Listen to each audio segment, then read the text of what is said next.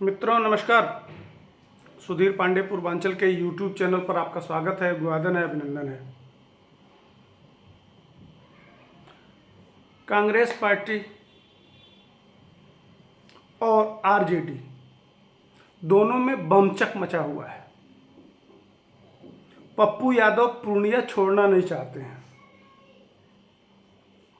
Congress party ने पप्पू यादव को आश्वासन दिया कि आप अपने पार्टी का विलय कर लीजिए, हम आपको टिकट पूर्णिया से दे देंगे।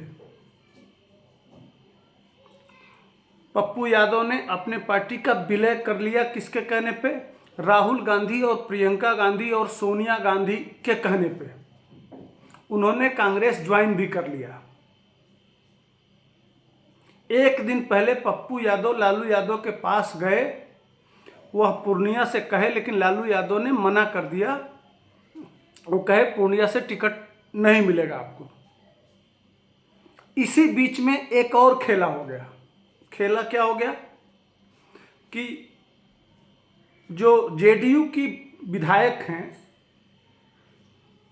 वह ज्वाइन कर लेती हैं, भारती, बीमा भारती, वह ज्वाइन कर लेती हैं आरजेडी। वह भी वहीं से लड़ना चाहती हैं। अब एक तरफ लगातार आप देखते होंगे कि जिन जिन कॉन्स्टिट्यूंसी में प्रथम चरण का चुनाव होना है, वहां पे बगैर कांग्रेस से पूछे आरजेडी ने प्रत्याशी का नाम भी घोषित कर दिया और टिकट का सिंबल भी पकड़ा दिया। अब वहां से प्रत्याशी अपना काम कर रहे हैं। अब उसके बाद से जो बिहार कांग्रेस के प्रदेश अध्यक्ष हैं अखिलेश सिंह, वह दिल्ली आते हैं और दिल्ली से लौटते हैं। उसके बाद से वह ठगे से महसूस करते हैं, उनके मुंह से कोई आवाज़ नहीं आती है। इधर पप्पू यादव भी अपनी पार्टी लेके और कांग्रेस में शामिल हो जाते हैं और बाद में पता चलता है कि आरजेडी टिकट देना नहीं चाहती है पप्पू यादव को। आखिर यह पप्पू यादव उधर कन्हैया कुमार को, उसको भी बेगूसराय से लड़ना था, उसकी भी टिकट काट दी। वहाँ दे दिया टिकट सीपीआई को, वहाँ से भी अवधेश राय को टिकट दे दिया। तो ये चल क्या रहा है, आइए इसी पे बात करेंगे। तो वीडियो पसंद आएगा तो लाइक, शेयर, सब्सक्राइब करिएगा। अच्छी अच्छी चीज़ें जानने को मिलेंगी। आखिर इसके पीछे का कारण क्या है? इसका कारण जुड़ा हुआ है दिल्ली से, इसका कारण जुड़ा हुआ है झारखंड से। इसके साथ साथ बताते चलूँ कि भारतीय जनता पार्टी ने होली के एक दिन पहले ही सारे अपने कैंडिडेट घोषित कर दिए। जेडीयू एक दिन पहले ही अपने सारे कैंडिडेटों का नाम घोषणा करके उनको चुनावी क्षेत्र में छोड़ दिया। इधर अभी वह पोह में है कांग्रेस के प्रत्याशी, कांग्रेस के कार्यकर्ता, आरजेडी के प्रत्याशी, आरजेडी के कार्यकर्ता कि किसको टिकट मिलेगा और किसको नहीं मिलेगा, आपस में ही खींचातान बना हुआ है। होली का दिन चल रहा है, होली कल भी मना, होली आज भी मनाया जा रहा है बिहार में। तो जो कल मनाए मैंने उनको कल शुभकामना दी, आज जो मना रहे हैं उनको आज शुभकामना दे रहा हूं कि होली की बहुत बहुत बधाई। आपके जीवन में 7 रंगों का यह त्योहार, रंगोत्सव आपके जीवन में जिस तरह 7 रंगों की खुशियां भर दे, हर प्रकार का आपका जीवन मंगलकारी ईश्वर करें। इसके साथ साथ मैं आता हूं मुद्दे पे। मुद्दा यह है कि आखिर लालू यादव इस तरह से कर क्यों रहे हैं? तेजस्वी यादव, लालू यादव, जहां पूरा बिहार होली मना रहा है, खुशियां मना रहा है, लगातार 2-2 दिन होली चल रहा है, वहां दिल्ली आके बैठा हुआ है। क्या बिहार के लोगों से कोई मतलब नहीं है? अब उस आदमी को छोड़ दिया गया है बिहार के जिम्मे, पगलवा के जिम्मे। वह कल खूब होली मनाया और पूरा लालू परिवार बिहार छोड़ के, जहां उनका प्लेटफार्म है, जब भी बिहार को असली ज़रूरत पड़ती है तो लालू परिवार छोड़ देता है बिहार। जैसा कि आपने पिछले वीडियो में मैंने बताया था, कोरोना काल में छोड़ दिया। आज तेजस्वी यादव की मीटिंग होनी है कांग्रेस के बड़े नेताओं जैसे राहुल गांधी, सोनिया गांधी और प्रियंका गांधी, और जो दिल्ली की कोर कमेटी है इंडियन कांग्रेस की, उसके साथ बैठक होना है। लेकिन और उधर पप्पू यादव यह कह रहे हैं कि मैं पूर्णिया छोड़ूंगा ही नहीं, चाहे कुछ भी हो जाए, कोई भी कंडीशन आ जाए, मैं पूर्णिया छोड़ के जहानाबाद नहीं जाऊंगा। उनको हालांकि लालू यादव कह रहे हैं कि जहानाबाद जाके चुनाव लड़ लीजिए, लेकिन वो पूर्णिया छोड़ना नहीं चाहते हैं, पूर्णिया के लिए रिजिड हैं। उधर बीमा भारती को आश्वस्त कर दिया गया है, उनको पार्टी में लाया ही इसीलिए गया है, यहाँ तक तो बात समझ में आ रहा है। लेकिन असली मामला यह है कि लालू यादव और कांग्रेस के बीच में यह छुपा छुपाई का खेल क्यों चल रहा है। दरअसल लालू यादव को डर है अपने गिरफ्तारी का, अपने परिवार का। वह इसी तरह से कैंडिडेट भी घोषित कर रहे हैं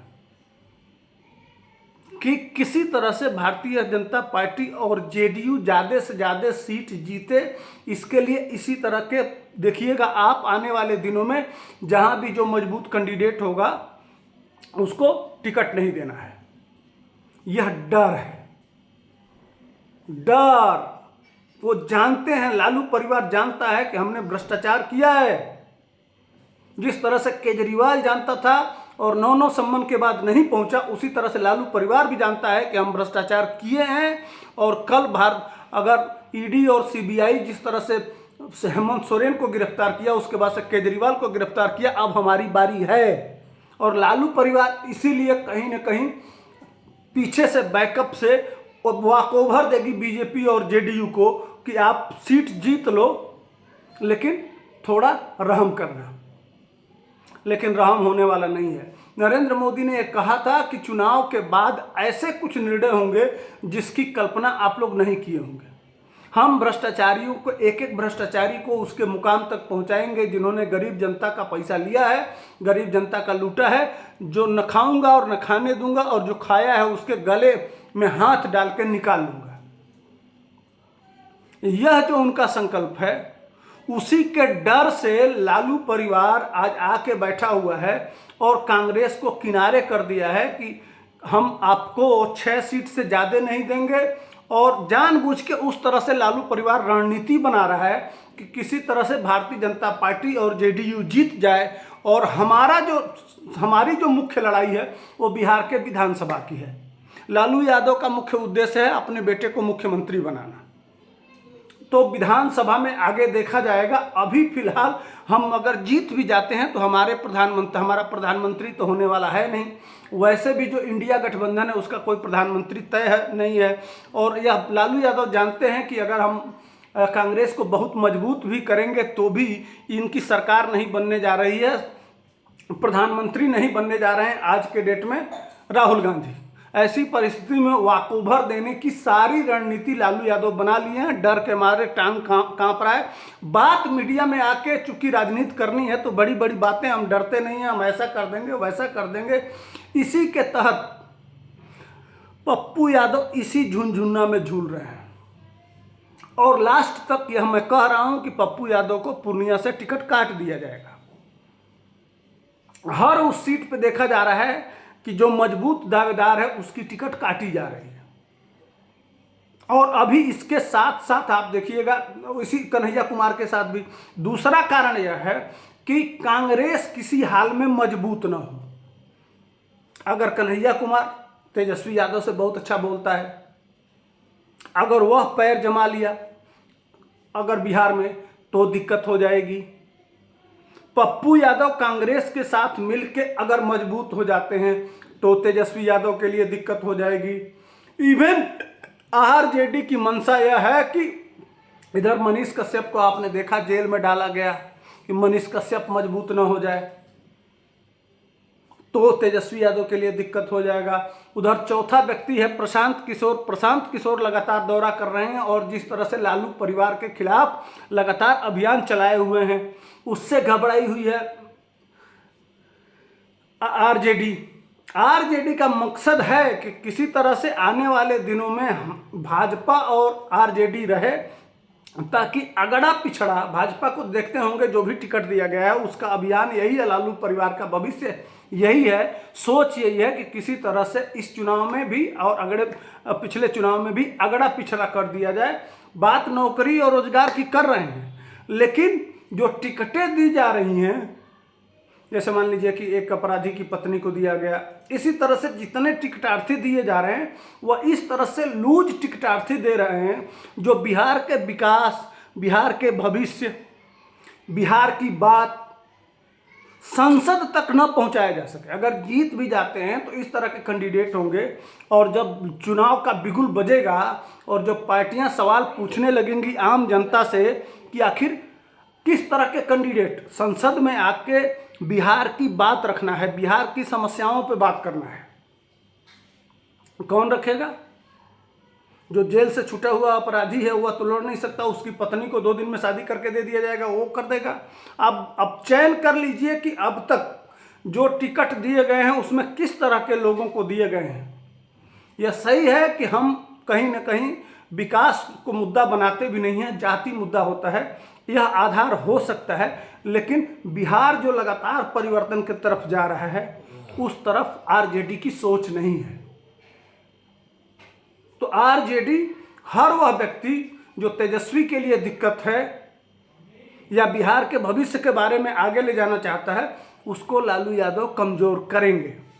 इसके साथ साथ जो गिरफ्तारी का डर है उससे भी पीठ दिखाते हुए जेडीयू और भाजपा को वॉकओवर देंगे, और अंदर खाने आरजेडी के मैसेज भाजपा तक जा रहे हैं तमाम लोगों के पास। या सूत्रों के हवाले से एक जान लीजिए, गारंटी दे रहा हूं कि लगातार मैसेज दिया जा रहा है, इसी तरह के कैंडिडेट उतारे जा रहे हैं। यही कारण है कि कांग्रेस और आरजेडी में घमासान मचा हुआ है। आपने देखा होगा पाटलिपुत्रा से लगातार हार रही हैं उनकी बेटी, लेकिन फिर भी टिकट दिया जा रहा है।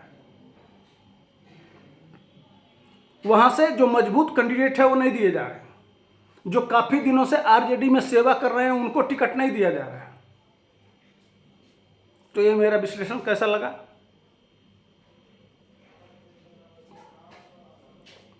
तब तक के लिए हमको दीजिए इजाजत, फिर मिलेंगे एक नए मुद्दे के साथ। जय हिंद, वंदे मातरम।